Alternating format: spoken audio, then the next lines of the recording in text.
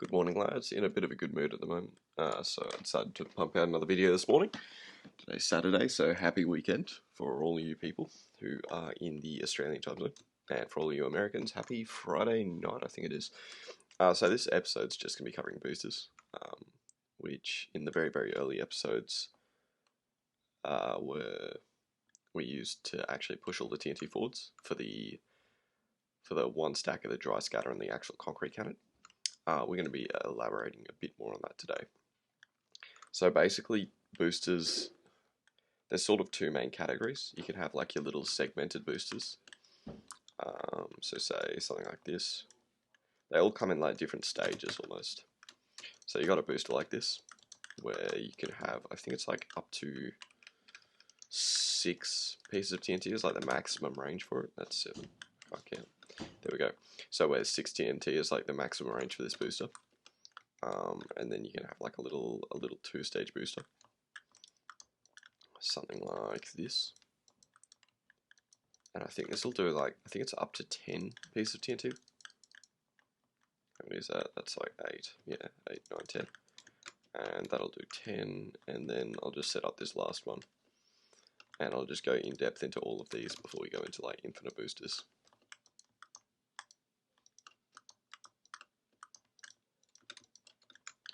Alright, so these are the 3 sort of old school boosters, I guess.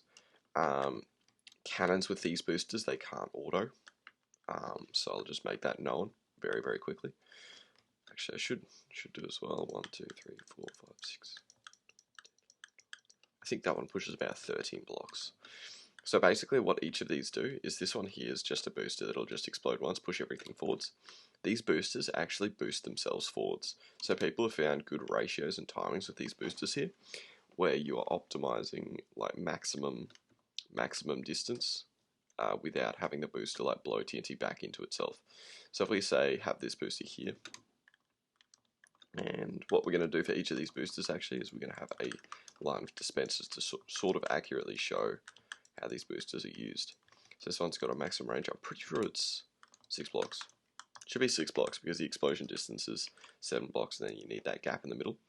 So if we get a repeater, TNT fill, we got this filled now, and we fire a button here. Wow, that was absolutely glorious. Wow. I turned explosions off, so hopefully it's a bit easier to see. No, it's not, because my game's weird as hell. Turn that off.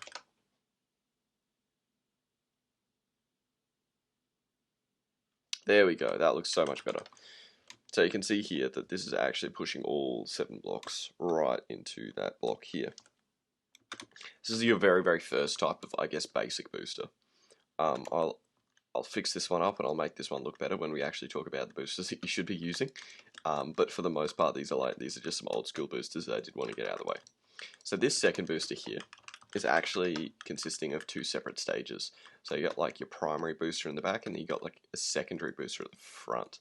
So basically what this booster is going to do is it's going to fire the back first, and it's going to fire the front. And the back's going to push the front booster and a little bit of this TNT. 5, 6, 7, 8, 9, 10. And so the primary booster is going to push like 1, 2, 3. It's going to push like that TNT forwards, and it's also going to push this booster forwards here. So it's actually going to physically shuffle this booster up. So I'll show you what that looks like. We get a situation just like this. I'm pretty sure the maximum range for this one was like 10 blocks or something. I could be wrong, in which case I'll change it and correct it. But I'm pretty sure it was 10. Slash TNT fill and fire. Yeah, so this one does 10 blocks. So this booster at the back physically shuffles a bit of this TNT forwards, and this actual 4 pieces of TNT here, and then this 4 pieces of TNT here will like push everything forwards again. So it's almost like it's a booster consisting of 2 parts basically. Yeah, you can see that there. It's actually quite a nice booster, that one. And we'll just move on to this third booster here, which actually consists of 3 major stages instead of just 2. And we'll just wire it up just like that. So you can see this booster here will push a tiny bit of this TNT at the front forwards, and then it'll push this second section forwards, which you'll actually notice looks a bit like that one there, which will then push all of that forwards. So we'll just put some dispensers in for this one. I'm pretty sure this one does up to 13 blocks. 10, 11, 12, 13. So the biggest downside to these boosters is they can't auto, and they also have a range limitation. So if we TNT fill this, we fire this. Pretty sure this one does 13.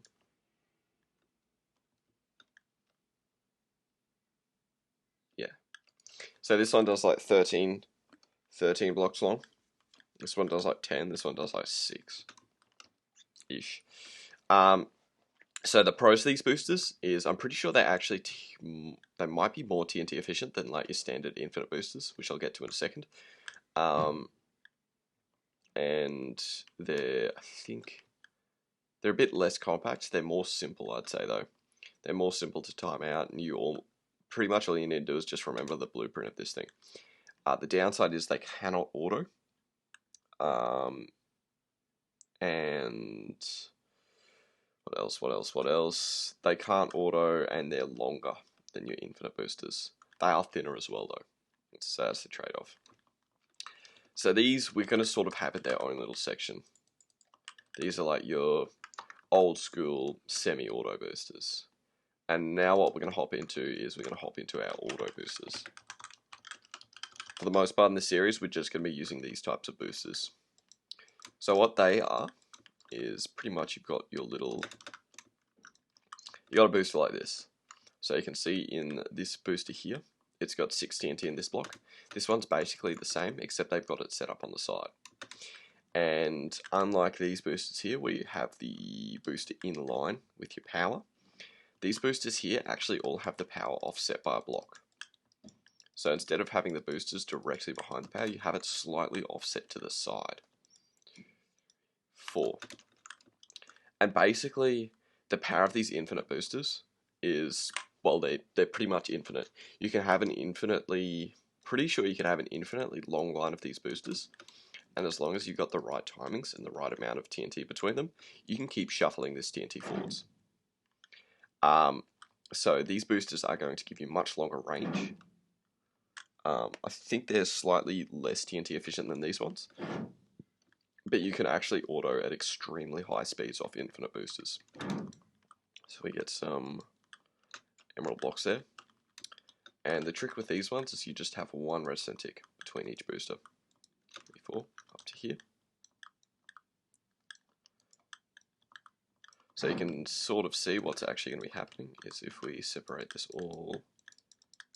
And what we're actually going to do is we're going to put ladders in there. A ladder there, a ladder there, a ladder there. You can optionally have a ladder here, but in my experience it doesn't really matter. And we'll also put a ladder here. So there's a couple of upsides and downsides to this booster here. One major upside is that you can have this auto at high speeds. It's infinite as well. And it's slightly less long than these boosters here. The downsides are it's slightly fatter, and you'll also need a row of blocks along here. So you can't actually have this booster sort of like sitting out in the open like these ones. So you can see I actually have this side completely removed. You can't have that with this infinite booster here. Now, oof, sorry.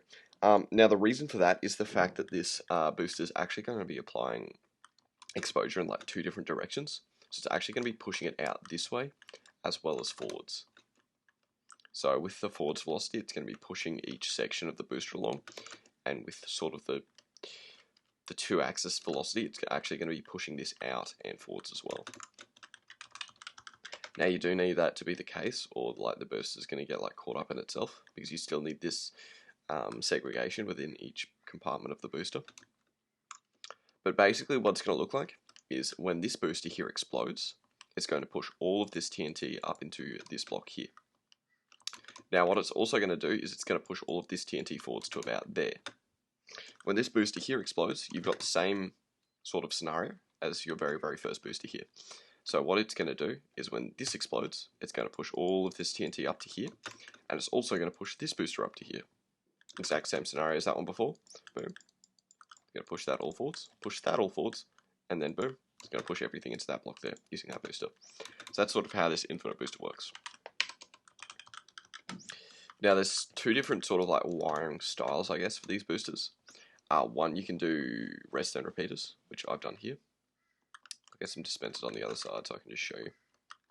But you can also do, there's a setup you can do with observers, which is actually less block intensive, so you don't need to place as many blocks, and you don't need to place as much redstone as well. But the trade-off is you need to quick pulse that setup. You can't have a single pulse, because of the nature of observers.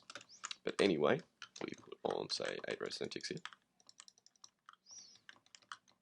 You can see that this is going to fire TNT fill, and we fire that. Boom. You can see it shuffles everything along into this little corner here. So that's your infinite booster. You can add, I'm pretty sure you can add as many little sections like this as you want. But yeah, for the most part, that's your infinite one. When you are autoing at high speeds, you need to have this covered up. But I'll cover that in later videos. So what we're going to do from here is we're going to very, very quickly do the quick pulse method of this booster. For the most part, in all these tutorials going onwards, I'm just going to be using infinite boosters. I used to use these old boosters here, but the nature of complex in particular is you actually want cannons that auto, and not cannons that can fire semi-auto to bust regens and all that sort of stuff. So you can see now we're actually fitting this with a observer. So what we're going to do is we're going to replace that repeater there with an observer. We'll replace the ladder here. And now basically what that's doing is this observer is physically registering the change in this dispenser. So when this dispenser actually fires a piece of TNT out, the observer realizes that, and then it'll hard power this next row of redstone. What you can do is you can using the sort of setup for whatchamacallit, like hard and soft powering, you actually don't need that final piece of redstone on the end as well. Because when you power this piece of redstone here, it's going to power this dispenser.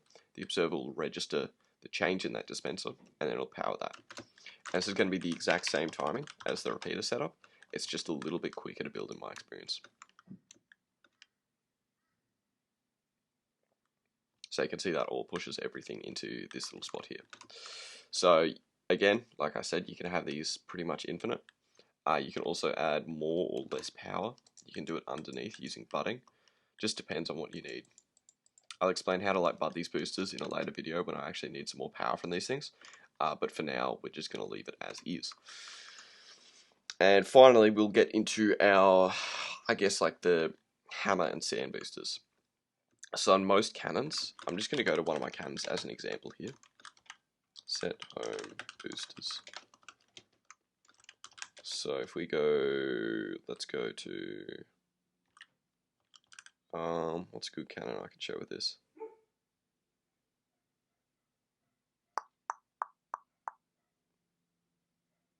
I had a force somewhere in here.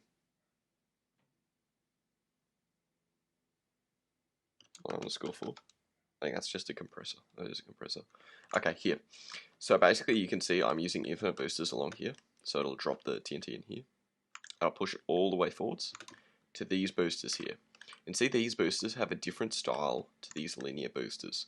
And the reason for that is these are the final boosters that you're using before you actually fire into the barrel. So this is the barrel that I'm using here. You can see what these boosters are going to do is they're going to push everything forwards into this barrel. So the thing with these boosters is they need a lot more power in a much smaller area. So show you what that looks like in a second. So if we just go back to the boosters. Basically what we're doing to shoot everything into the barrel is we're going to have power like that. And we're going to have, say, our TNT like that. And we're actually going to physically shoot that forwards. Now in the last video I did cover triangling. So what we're going to do is we're going to have a block above it. When this booster goes off here, it's going to physically push that TNT up into this block, which is then going to push it nice and along. And then you can actually fire that into your barrel. So if we set up like a nice rudimentary barrel here, So you can see there that that booster is actually going to fire it up and then across. You got no TNT in the. It's only functioning in 2 axes. This one, because you got it like nice and straight. But basically, you can actually use that to physically push it into the barrel. So we'll cover that booster now as well. So yeah, when we've got, say if we use like infinite boosters like this, we push this TNT all up into here. It's just a very, very rough example. But then what you'll do pretty much is you can have, say, a trapdoor there, trapdoor there. This is going to be a crappy as hell example.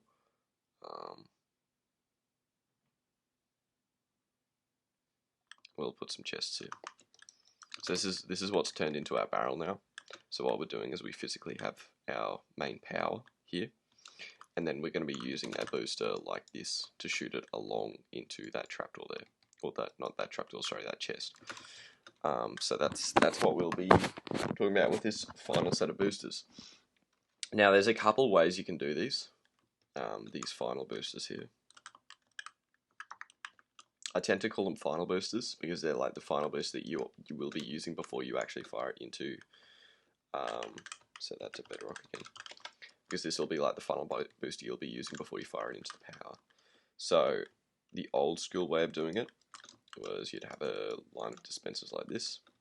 As you do, basically with these boosters, is you want a lot of TNT in one block. So you're going to have them very, very tall. So I'll show you a couple of ways to wire it. It actually pretty much all ties in together with the wiring video I did in the last video. So you can have this standard repeater wiring, or you can use redstone wiring as well. I've never seen people do these boosters with torch wiring, so just make that known. But you can see here that it doesn't sit flat up against the booster, because you do want everything in that one center block. And then yeah, we'll just put in another side like this, another side like this. Since this repeater here is hard powering this block here, we can actually get redstone out of that, oops, misclick, and out of that. So that's now going to be powering this side as well. And for this side of booster here, we'll just do that, that, and that. You can see what's going to happen now is, we're actually going to do something a bit different. We're going to use, okay, yeah, you can see everything there's fired. We have a look around the booster, you can see everything's lit up. So this is the first style of doing this tall booster that you can do. The second style, and this is like my favorite style, is using observers. There's a couple of ways you can do it. My personal preference is have an observer at the bottom, or a piston at the bottom, sorry. You do need to feed this with a quick pulse again. This is the main disadvantage of all these little circuits here, or all the observer-based ones. You do need to feed it with a quick pulse, because when you power something and you depower it again, the observer will register the change in it. But basically what we're going to do here is we're going to imagine that this piston is pushing into the upwards position. So all of these are actually a block higher when they're activated. So if we move one up, so this is where they're going to be. So what we'll do is we'll put a dispenser there, here, here, and here. Because that observer there will power that dispenser, which will power those two there, and then vice versa for that one there. So I'll actually move that down. Again, with this booster here, you are limited by the piston push limit as well. But we'll just get, say, we'll use glass, and we'll have a block there. And basically, you'll sort of have this 1, 2, and then a random block in the middle. And you'll get this nice little pattern of observers and glass. You can only do this up to 12 blocks high, again, but it'll come out looking quite nice. You'll end up looking like something like that, and because there's an observer every 2 blocks, it'll actually power this entire row of, or this entire column of dispensers. So we imagine it goes up to there, and then we'll do the same for this one here. And then we imagine 1, 2, 3, 1, 2, 3, 1, 2, 3, that is 12 blocks there. We imagine this pushes into the upright position. You're actually going to get that dispenser powered there. but in most scenarios you don't actually want that, and you'll put a piece of redstone there instead, so you can have your little reset circuit there instead of an additional dispenser. So you'll have something like that. So I'll just show you sort of a nice little diagram of it all. So you've got the observers pointing into the dispensers on the side there, and then you'll have that dividing block in the middle. So we TNT fill, and then we put a block there. See that all fires like that. Boom.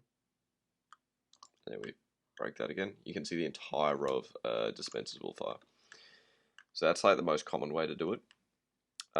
When I go a bit more in depth into dispenser budding, I'll talk about a way that you can actually expand the power of this little setup here using budding. But basically, it's sort of going to be the same way as that repeater one, where you actually have the redstone dust like that.